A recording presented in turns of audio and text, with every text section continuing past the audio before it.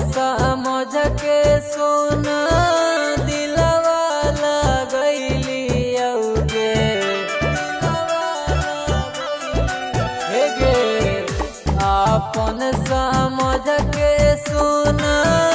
दिलवा लगैली औगे तोड़ा नी पराया बुझका अरे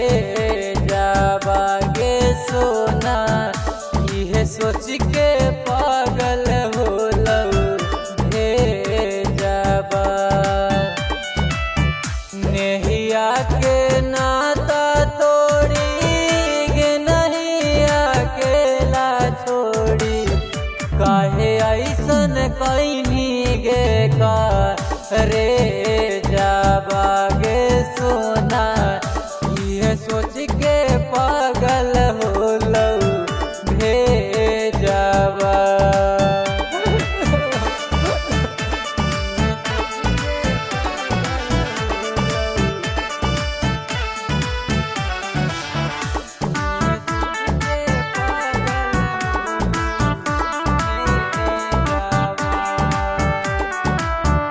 कैसन कलम से भगिया लिखले विधाता हलौ तोड़ दिलही जान जावन बचपन के नाता हलौ कैसन कलम से भगिया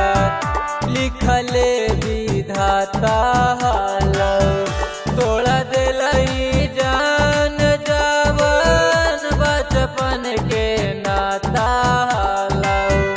बचपन से प्यार कैलियो अब की तोरा कमी कैलियो तोड़ दिलही दिलवा गे का अरे जाबागे सोना ये सोच के पागल होलऊ भेजबा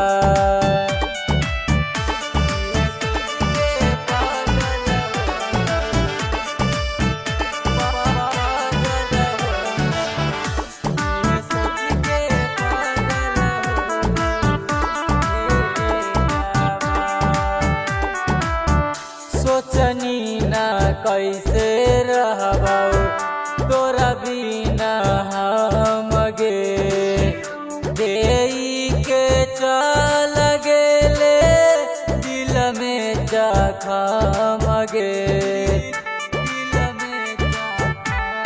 सोना सोचनी ना कैसे रहबौ तोरा बिना हम गे चल गेले दिल में जखम गे विपिन के छोड़ के गेले धर्मवीर के से जावागे ये सोच के फटाऊगा रे जावागे सोना